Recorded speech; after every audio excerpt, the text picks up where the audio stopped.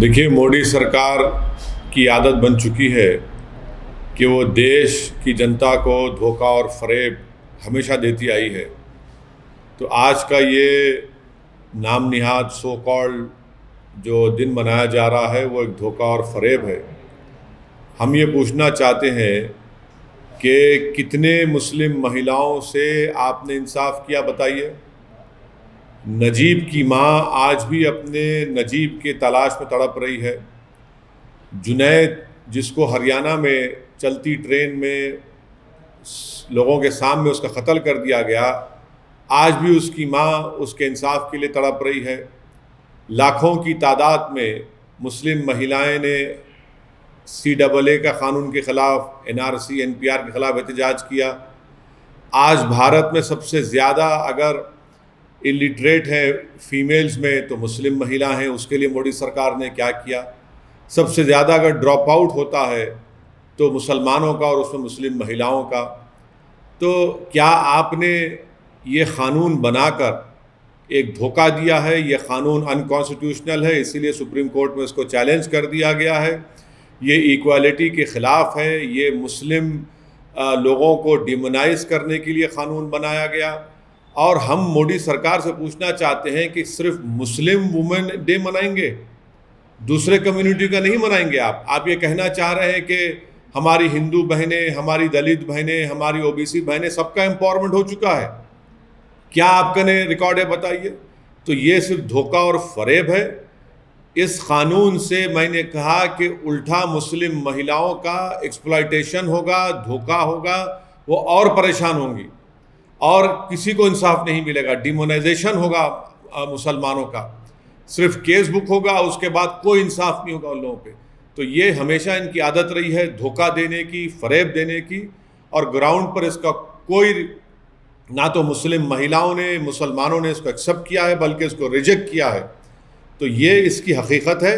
और एजुकेशन के मामले में मुख्तार अब्बास नकवी हो या मोदी सरकार हो, आप डिमांड ड्रिवन स्कॉलरशिप क्यों नहीं करते माइनॉरिटीज़ की? क्या ड्रॉप आउट रेट नहीं है? क्या कुंडू कमेटी की रिपोर्ट नहीं है? क्या NSSO का डेटा नहीं है? क्या 2011 का सेंसस नहीं है? सिर्फ धोखा और फरेब और ऑप्टिक्स के लिए किया जाता है सब चीज़ें। ये सर, मुख्तार अब्बास नकवी ने ये कहा है कि लोग इसको सपोर्ट कर रहे हैं और कुछ क्रिमिनल एक्टिविटीज जो कौन सपोर्ट कर रहे हैं? इस कानून के खिलाफ करोड़ों मुस्लिम महिलाओं ने अपने हाथ से साइन करके भारत के प्रधानमंत्री को कहा कि हम इस तरह के कानून को रिजेक्ट करते हैं। ये वो उन लोगों की आप बात क्यों नहीं करते? ग्राउंड पर इसका कोई इम्प्लीमेंटेशन नहीं है। बर्डन ऑफ प्रूफ मुस्लिम महिलाओं पर डाल दिया गया और आप इसको ये कह रहे हैं कि अगर कोई जेल को भी जाएगा तो शादी रहेगी। इस मुल्क में अगर कानून बनाना है, मैं मोदी सरकार को कह रहा हूं कि डिजर्शन पर कानून बनाइए। वो मर्द जो अपनी बीवी को शादी भी करते हैं और अपने साथ नहीं रखते, उनको छोड़ देते हैं, डिजर्शन पर कानून बनाइए ना। आप डिजर्शन पर कानून नहीं बनाते।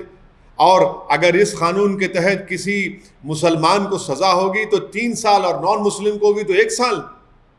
क्या कर रहे हैं आप? डेमोनाइज कर रहे हैं पूरी कम्युनिटी को, और मुस्लिम महिलाओं से ये नाइंसाफी और एक्सप्लॉयटेशन और ज्यादा होगा इस कानून के तहत। सर, मुख्तार अब्बास नकवी ने ये कहा है कि कोविड की वजह से इस बार इतनी बड़ी सेलिब्रेशन नहीं हो रही है, पर तीसरी साल, मतलब अगले साल किस बात का सेलिब्रेशन कर रहे हैं? बताइए। आपके पास रिकॉर्ड है तो बताइए किस बात का सेलिब्रेशन कर रहे हैं? आप तो एक अनकॉन्स्टिट्यूशनल कानून बनाकर जो राइट टू इक्वालिटी के खिलाफ है और उल्टा बर्डन ऑफ प्रूफ मुस्लिम महिलाओं पर डाल देता है। इस देश को ज़रूरत है तो डिजर्शन के खिलाफ कानून बनाने के लिए, जो इर्रेस्पेक्टिव ऑफ रिलीजन कास्ट सब पे अप्लाई होगा। वो कानून नहीं बना रहे। ये सिर्फ धोखा और फरेब है। इसका इंसाफ से दूर दूर तक कोई ताल्लुक नहीं है। बीजेपी के लीडर्स ये कह रहे हैं कि PM मोदी के जो हर एक डिसीजन है वो सारे इंप्लीमेंट हुए हैं, चाहे वो राम मंदिर हो या आर्टिकल 370 का रिप्लेसमेंट हो या फिर 80% रिडक्शन इन ट्रिपल तलाक केसेस। कौन सा 80% है? कौन सा डेटा है? बताइए। चलिए देश सामने रखिए। कहाँ से लाए डेटा? ये डेटा तो आपने अपने घर में बैठकर, बीजेपी के दफ्तर में बैठकर बना लिया है। ग्राउंड पर एक्चुअल रियलिटी है कि मुस्लिम महिलाओं का एक्सप्लॉयटेशन हो रहा है इस कानून के तहत। बर्डन ऑफ प्रूफ मुस्लिम महिलाओं पर है और शादी भी ख़त्म नहीं होती उसकी। तो ये एम्पावरमेंट अगर मुसलमान और मुसलमान महिलाओं का चाहते हैं तो आप नजीब की माँ से इंसाफ करिए, आप जुनैद की माँ से इंसाफ करिए, आप पीलू खां के घर वालों से इंसाफ करिए, आप अखलाक के घर वालों से इंसाफ करिए, आप अकबर खां के घर वालों से इंसाफ करिए, अलीमुद्दीन अंसारी के घर वालों से इंसाफ करिए, जिनको गौरक्षकों ने मारा, उन खातिलीन, उन कन्विक्टेड लोगों को बीजेपी के लोग जाकर फूल का माला पिनाते, और आप आकर हमको कह रहे हैं कि आप मुस्लिम महिलाओं से इंसाफ कर रहे हैं। डिमांड ड्रिवन स्कॉलरशिप आप नहीं करते, इलिटरेसी रेट हाई है, कुछ नहीं करते, और आप सिर्फ एक धोखा और फरेब की इनकी हमेशा सियासत रही है, उसी पर बीजेपी चल रही है।